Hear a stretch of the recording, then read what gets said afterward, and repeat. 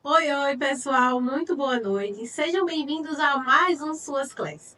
Esse é o nosso segundo momento aqui de lives, de aulas voltadas para a atuação do profissional dentro do SUAS. E eu queria dizer para vocês que eu fico muito feliz com essa participação e com os resultados que a gente vem tendo. Na semana passada, a gente fez uma suas class, a primeira suas class, de forma antecipada. Então, a gente contou aí, inclusive, se você procurar aqui no canal, você vai encontrar essas suas class, onde a gente falava especificamente sobre a atuação do advogado dentro do SUAS. Quais eram as atribuições gerais e as atribuições específicas desse profissional. Relembrando aqui um pouquinho sobre isso, a gente falou também que o Suas Class seria uma live, né, uma aula live, que seria realizada de forma semanal. Então, para cumprir com o compromisso que eu tenho com vocês, ontem eu estava um pouquinho doente, mas eu venho aqui hoje para a gente realmente reiniciar essas aulas, contando, claro, com a participação e com a presença de vocês. Dizer para você que hoje a gente vai estar aí trabalhando as questões relacionadas aos pilares da atuação do advogado no SUAS, o que é bastante importante também para outras áreas de atuação, tendo em vista que a atuação do técnico advogado ela é comum a todas as outras profissões que atuam dentro das equipes da básica, da média e da alta complexidade no SUAS. Então, não vou enrolar muito, vocês sabem que eu odeio o vídeo enrolando no comecinho, só vou pedir um favor imenso a vocês, que se você gostou desse vídeo, se você tem gostado dessa proposta do Suas Class, que você curta aqui esse vídeo, compartilhe com os amigos, com os colegas de equipe e principalmente que você se inscreva no nosso canal. No momento que você se inscreve no nosso canal, você vai ter acesso aí às novas aulas que vão surgindo. E mesmo que você não consiga acompanhar lá no Instagram, o YouTube vai te avisar aí que tem aula nova no canal, tá certo? Então bora lá, já chega de conversa. Vamos trabalhar aí com essa temática dos pilares de atuação. Os pilares de atuação do advogado no SUAS ou mesmo dos técnicos SUAS, eles foram desenvolvidos pelo nosso programa do SUAS para advogados, onde a gente elencou aí 5 principais pilares da atuação do profissional dentro dessa área. O que eu preciso que vocês saibam nessa aula? Que a gente já entendeu um pouquinho sobre o que são as atribuições gerais específicas. E agora, na prática, eu vou querer cuidar da tua atuação profissional enquanto técnico, enquanto servidor público de fato. Então, nesses pilares de atuação, a gente vai elencar aí 5 principais. O primeiro pilar é o pilar da proatividade. O segundo, da empatia. O terceiro, da inteligência emocional. O quarto, do posicionamento. E o quinto, da inovação. Então, aqui nesse momento hoje, prepara aí o papel e a caneta para você anotar alguns insights que vão surgir. E se surgirem também, comenta aqui nesse vídeo. Vai ser muito importante para mim acompanhar essa evolução profissional com vocês. Mas a gente vai discutir hoje cada um deles, focando, óbvio, na sua atuação enquanto profissional, tá certo? Então, bora lá. Primeiro pilar de todos que a gente vai ver é o pilar da proatividade. Gente, eu particularmente considero tanto o pilar da inteligência emocional quanto da proatividade e da empatia pilares que são essenciais para a vida de qualquer servidor público, qualquer advogado, qualquer psicólogo, assistente social.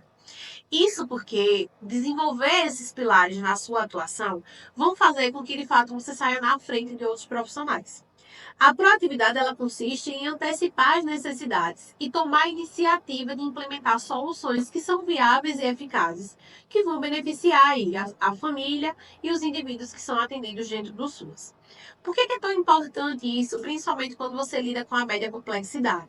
Porque você antecipar os problemas que virão de acordo com a sua atuação é você ser mais célere e é você ser mais organizado no trabalho que você vem desempenhando.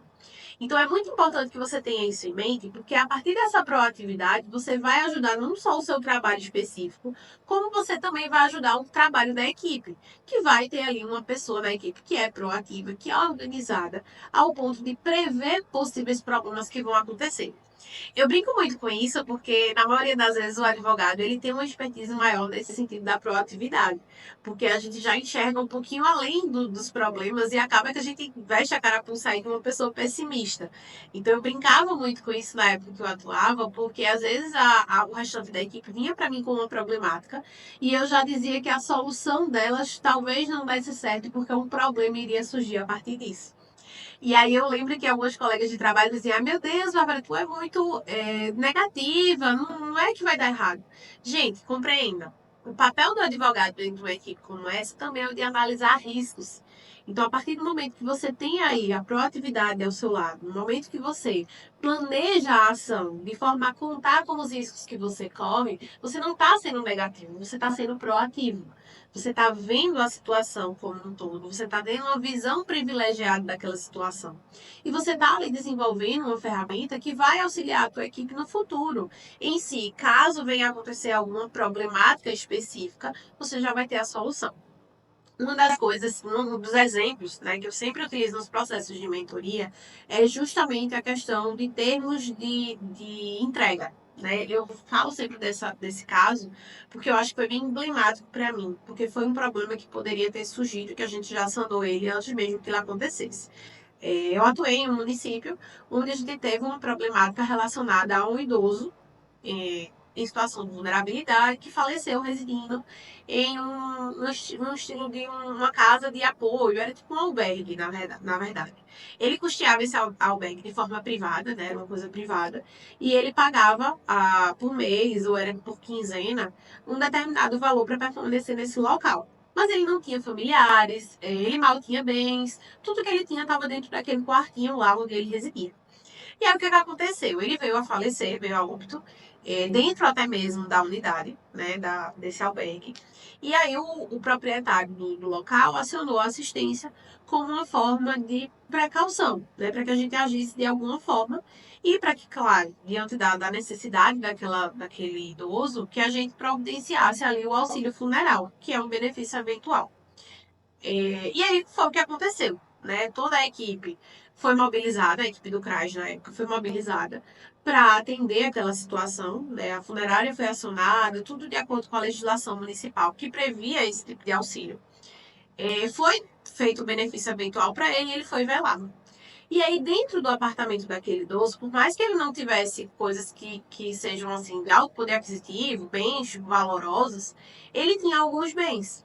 E aí, o que é que eu fiz como forma de atuação? Fui acionada, o pessoal me disse: Ó, Bárbara, e aí, o que é que a gente faz com esses bens? E aí, eu disse o seguinte: a gente vai pegar todos esses bens, certo? Vai fazer um termo dizendo, como se fosse um inventário, dizendo o que tinha no quarto do idoso, e a gente vai guardar em uma caixinha lá na Secretaria de Assistência, ou até mesmo no CRAS, né, ficou a critério da equipe, para que caso a família aparecesse, a gente tivesse aí uma forma de entrega, né, uma forma de entregar esses bens para a família. E aí foi o que foi feito. Cerca de 2 semanas depois, a família apareceu, né? E aquela atitude minha foi, inclusive, taxada como sendo desnecessária, como sendo uma atitude pessimista, né? Como sendo uma atitude negativa no ponto de vista do público, que era muito mais fácil pegar tudo aquilo e jogar fora, né? E aí a família apareceu querendo os bens que tinham sido deixados no apartamento lá do idoso que faleceu. Então veja como é importante que você preveja possíveis situações que possam acontecer, que possam te gerar problemáticas. Imaginem vocês se a gente tivesse de fato descartado esses bens, que enfim, totalmente equivocada a postura, mas se a gente tivesse descartado esses bens, talvez a família pudesse ingressar até mesmo com uma ação contra o município. Então, revejam os atos que vocês praticam diariamente. Tenham essa visão mais proativa de acordo com as necessidades do usuário, de acordo com as necessidades do caso. Tá certo?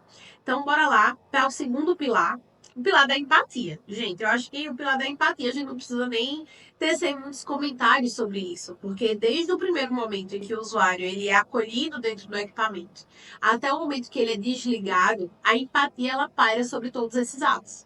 Então, a empatia nesse ponto seria a demonstração de compreensão genuína e de sensibilidade em relação às experiências e sentimentos das pessoas, criando um ambiente acolhedor e de confiança.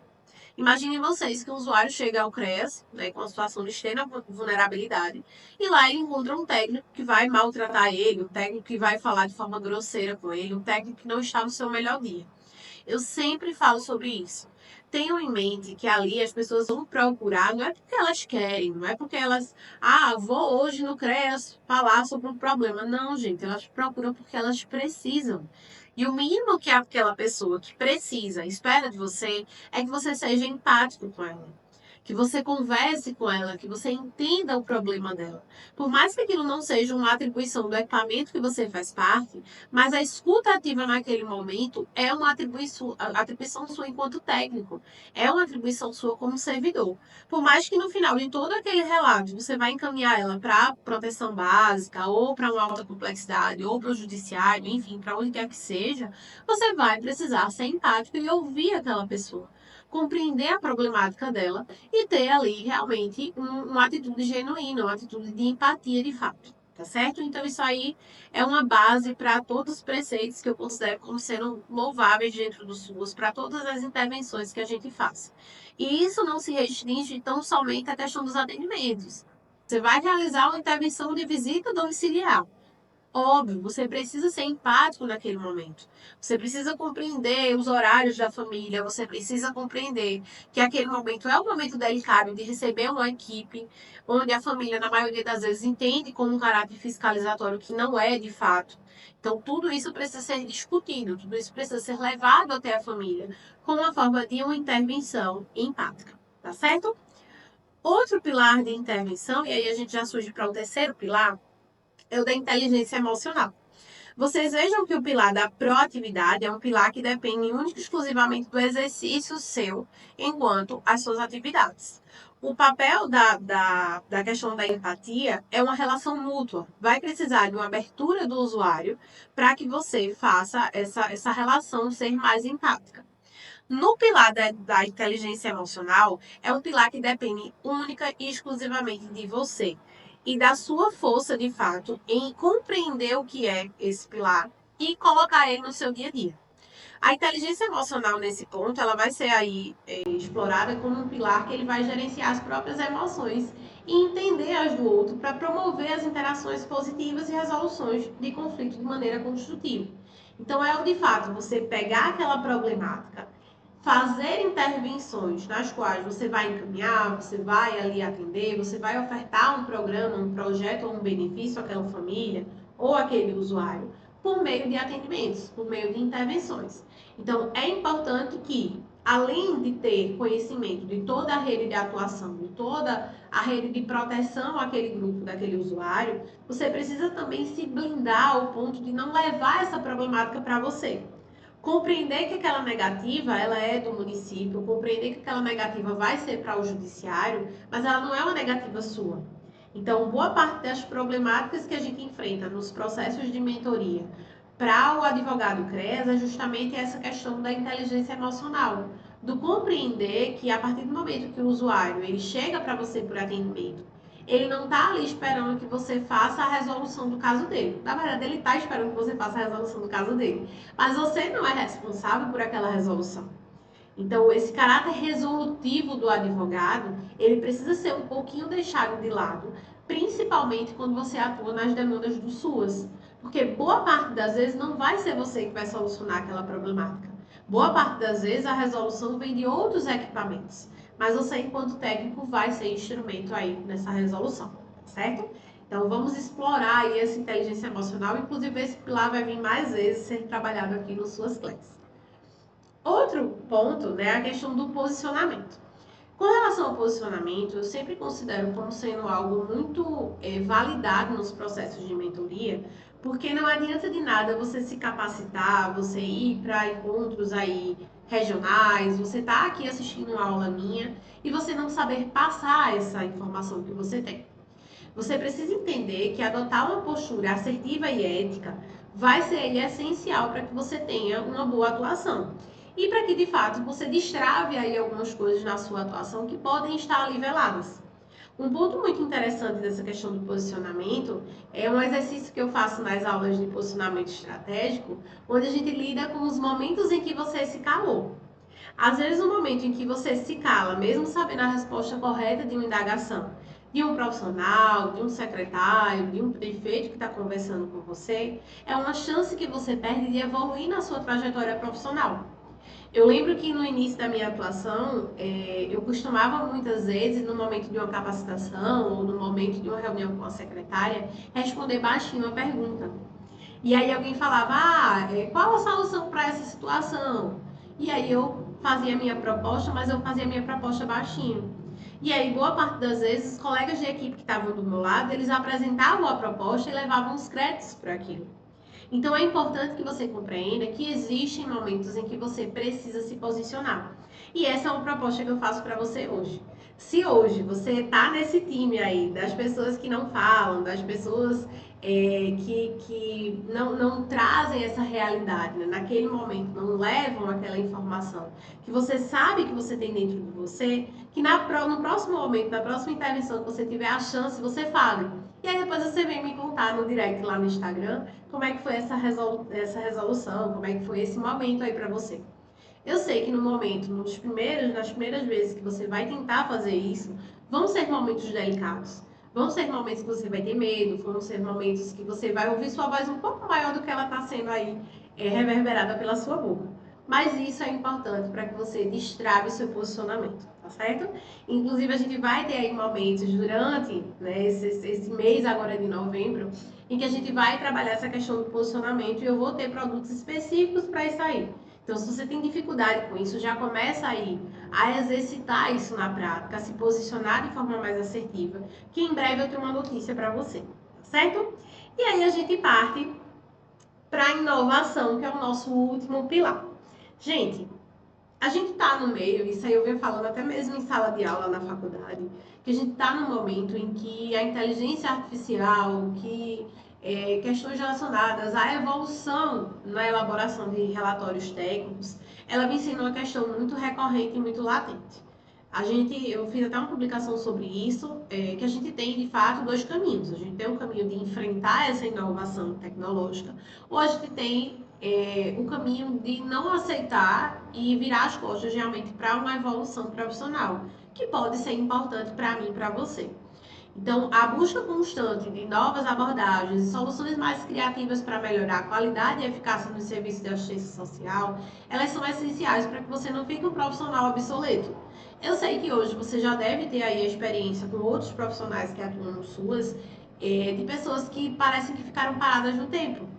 Eu tenho um relato do mentorado, inclusive, que ela dizia, ó, Bárbara, eu tenho uma profissional aqui no CREAS que a gente tem que redigir os relatórios dela, porque ela é uma profissional aí de serviço social e ela não se adequou com o tempo e ela não sabe, por exemplo, mexer no computador. Gente, a gente precisa evoluir, tá? No momento que a gente deixa de evoluir, outros profissionais que estão aí a par com essa inovação, eles vão alcançar a gente, vão ultrapassar a gente na prática. Então, por isso que a gente tem que, de fato, se inovar, a gente tem que, de fato, crescer, de fato, ver o futuro com bons olhos, tá? Eu, particularmente, eu confesso para vocês que há 2, 3 anos atrás eu não me imaginava vendendo produtos que eram relacionados à inteligência artificial ou vendendo produtos que eram relacionados a essa questão de inovação. Mas hoje a gente precisa compreender que isso é uma realidade, tá certo? Então, pensando nisso, né, eu sei que vocês já conhecem um instrumento, na verdade, um infoproduto que eu vendo aí, que é o SUAS, o Drive do SUAS. O Drive do SUAS ele foi um compilado de instrumentais, de modelos, slides, ofícios, relatórios, enfim, que foram unidos em uma só pasta, onde vocês têm acesso a todas essas informações. E é um material que ele sempre é atualizado. E aí, pensando nessa inovação e para não ser injusta com vocês, não trazer esse material, eu resolvi fazer o lançamento do Drive do SUAS 2.0, que é um novo produto, né? Uma nova versão aí do Drive do SUAS, que vai ser ainda mais completa que a versão do Drive do SUAS comum que vocês já têm aí acesso. Então, o Drive do SUAS ele agora vai estar numa versão aí remasterizada, digamos assim, onde a gente começou a incluir aí, de fato, novos instrumentais, novos instrumentos de atuação. Então, ele é, de fato, um material único e inovador, que ele está sendo aí atualizado para orientar a sua atuação prática profissional, embasado, claro, nesse pilar da inovação, tá certo? Então, se você procura aí um instrumental, umas instrumentais, na verdade, porque tem várias, que sejam pautadas nesse conceito da inovação, se você não quer mais ficar para trás nessa inovação, eu te convido a conhecer esse material. Então, novidades do Drive do SUAS 2.0. Prompts de inteligência artificial aplicadas ao SUAS. Então você vai ter aí comandos para se inserir no mundo do SUAS com a facilidade e as infinitas possibilidades da inteligência artificial aplicadas no SUAS. Então, Bárbara, eu preciso criar aí um instrumental voltada para o planejamento. Bacana, vamos fazer esse prompt. Então, lá no material vocês vão encontrar o prompt, que é o comando que você vai colocar na inteligência artificial para que ele faça para você esse instrumental ou essa ferramenta de planejamento que você precisa. Tá? Então, todos eles vão ser atualizados mensalmente, de acordo, claro, com o feedback de vocês, onde vocês vão poder atualizar isso aí, vocês vão poder se atualizar, na verdade, nessa questão da inteligência artificial. Além disso, a gente vai estar trazendo também para vocês novos fluxogramas. Então, os fluxogramas que a gente fez lá nos SUAS em Fluxos, eles vão estar presentes nesse material, tá certo? Então, você vai comprar 2 produtos pelo preço de um. Então, são fluxogramas atualizados para colocar em prática hoje mesmo no seu município, onde você vai ter as mais variadas situações de atuação em rede ali à disposição para vocês se adequarem, tá certo? Além de tudo isso, a gente vai ter novos artigos jurídicos com novos materiais de estudo e novos slides, dessa vez atendendo a pedido de vocês, com materiais em PDF e materiais em PowerPoint. Então, você vai conseguir editar esses materiais na prática para utilizar nas suas palestras, reuniões e atendimentos em grupo. Outra novidade que eu trago para vocês, que não está aí no material, mas que eu vou apresentar para vocês também, é a questão do Design Law. Eu não sei se vocês já ouviram falar desse tipo de documento, né? Vem sendo utilizado vastamente no âmbito jurídico, que são peças jurídicas ou termos ou instrumentais, documentos aí, que são realizados de uma forma mais didática, de uma forma mais clara, por meio de recursos visuais. Então, a gente vai estar trazendo também isso aí, essa inovação, para o Drive do SUAS 2.0, onde vocês vão encontrar lá relatórios, ofícios, modelos de instrumentais baseados no legal design, no design law que a gente chama, que são aí materiais mais indutivos. Inclusive, para quem estiver me assistindo aqui no ao vivo, ou quem estiver assistindo essa aula, que printar a tela e compartilhar que está assistindo esse material, já vai receber de forma automática um termo aí de responsabilidade, voltado para o uso de imagens de usuário, que é totalmente feito em Design Law, para vocês entenderem como é esse material e para vocês já conseguirem colocar em prática aí, porque a gente sabe que o termo de uso de imagem é necessário, seja para utilização em campanhas publicitárias na parte da proteção básica, ou seja, para colocar em relatórios na proteção de média complexidade, em casos de extrema necessidade, tá certo? Então, é um convite que eu faço para você, se você quer conhecer esse material, printa a tela aí, me marca lá no Instagram, que eu vou ter o prazer de te enviar esse material de forma gratuita, tá certo? Então, se você quer ter acesso a muito mais do que somente esse termo, eu te convido a fazer um investimento aqui comigo hoje no Drive do SUAS 2.0. O valor de investimento desse material agora, tá? Na Black Friday, que vai durar toda essa semana agora, essa primeira semana agora de novembro, ele vai estar custando para você 12 vezes de R$ 13,04, num total de R$ 129,90. Gente, esse material a preço de Black Friday de lançamento, os dois juntos aí unidos, ele vai estar saindo muito menor do que o valor do Drive do SUAS que anteriormente estava sendo vendido. Tá? Então, eu tenho aí, eu estava vendo até aqui com a equipe, a gente tem aqui nos registros que o Drive do SUAS estava sendo vendido a 197. Então, eu estou lançando esse material para vocês, que é ainda mais completo, que tem tudo que já tinha lá no Drive do SUAS comum, ainda mais com essas novidades que eu trouxe para vocês, pelo valor de R$ 129,90. Tá? Mas aproveitem, porque vai ser só até o final da semana.